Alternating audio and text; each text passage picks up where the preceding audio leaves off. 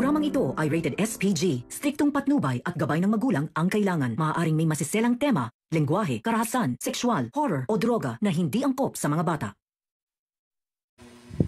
May lead na ang mga pulis sa pagkamatay ni Attorney Meredith.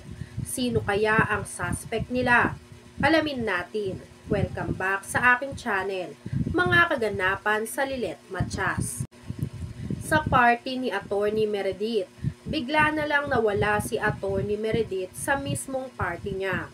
Matapos gumawa ng eksena ni Patricia sa party mismo nito. Bigla na lang nawala si Attorney Meredith kaya hinanap siya ni Lilet. Nang hindi mahanap ni Lilet si Attorney Meredith, ay naisip niya na baka nauna nang umuwi si Attorney Meredith sa kanila.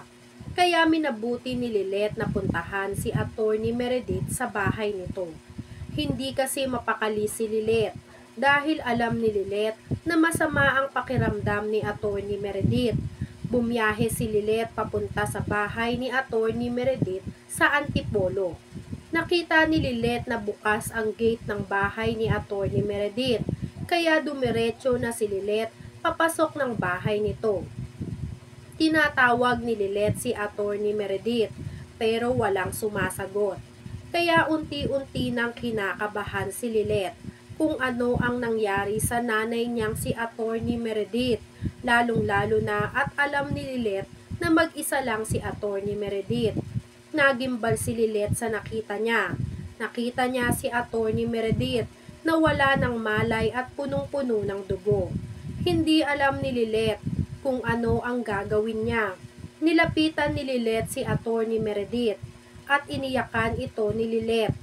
Pilit ginigising ni Lilet si Attorney Meredith, ngunit hindi ito nagre-respond sa kanya. Sinabi ni Lilet kay Attorney Meredith na magkasama na silang dalawa. Humiling ng himala si Lilet na sana ay mailigtas pa si Attorney Meredith dahil hindi niya kakayanin kung tuluyan na mawala si Attorney Meredith sa kanya. Tumawag sa police station si Lilet. Tinawagan ni Lilet ang kilala nilang pulis ni Bonnie at nanghingi ito ng tulong. Sinabi ni Lilet lahat ng detalye na hinihingi ng pulis sa kanya bago sila rumisponde. Binigay naman lahat ni Lilet at pinagmamadali na ang pulis na magpunta sa crime scene para maabutan pa nila na buhay si Attorney Meredith at maimbestigahan kung ano ang nangyari. Iyak ng iyak si Lilet. Nagmamakaawa siya na magmadali na ang mga pulis at gawin lahat para malaman kung sino ang gumawa ng yon kay Attorney Meredith. Hinanap naman ni Eira si Attorney Meredith.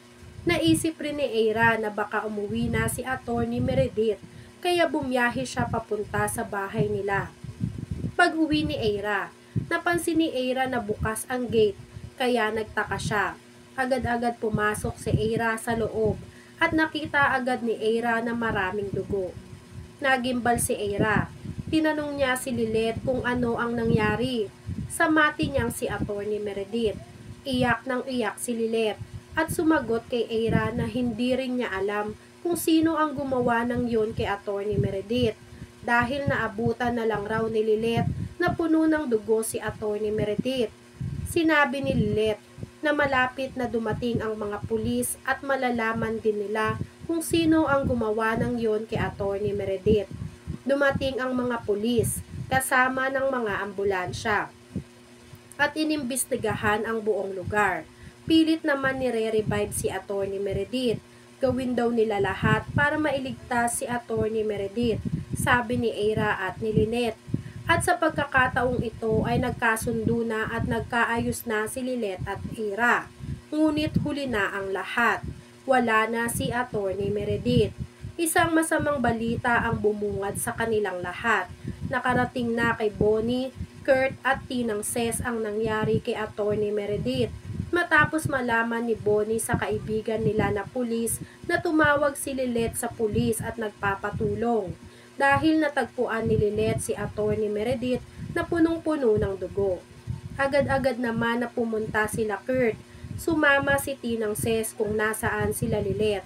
Naabutan nila Tinang Ses si Lilet at Eira na magkayakap at nagkaayos na.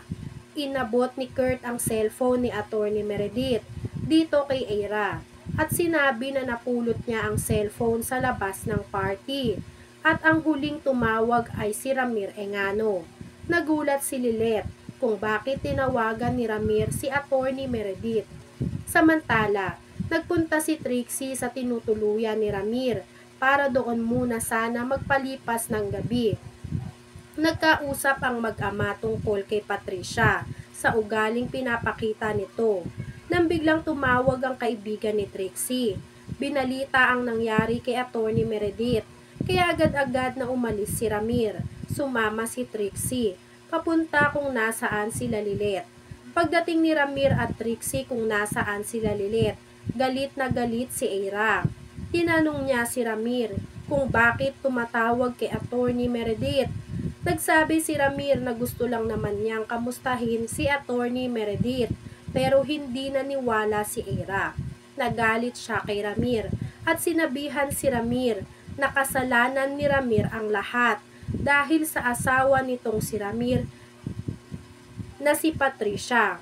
Sure nga raw itong si Ira na si Patricia ang may gawa ng yon kay Atty. Meredith dahil selos na selos si Patricia kay Atty. Meredith. Kaya hindi malabo na siya ang may gawa ng yon kay Atty. Meredith. Sa kabilang banda, nagtalo nga si Ka Lorena at CRD. Sinabi ni Ka Lorena kay CRD na sana raw ay hindi sumama ang kaluluwa ni Atty. Meredith sa kanila dahil sa pagbida-bida ni CRD. Sumagot naman si CRD na wish lang raw ni Ka Lorena na walang hidden CCTV na makita ang mga pulis dahil makikita sa CCTV na andun mismo si Ka Lorena sa crime scene kung saan nawala si Atty. Meredith. Nagpasya si Ka Lorena na magpunta kila Lilet at Ira para makiramay kunwari. Pagdating ni Ka Lorena ay nakipsimpatsa siya kay Ira at kay Lilet pero nagalit lang si Ira kay Ka Lorena.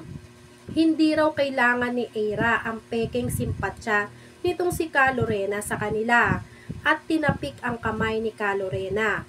Nag-away-away sila. Hindi kasi napigilan ni Trixie na hindi sagutin si Ira dahil pinagbibintangan ang mami niyang si Patricia.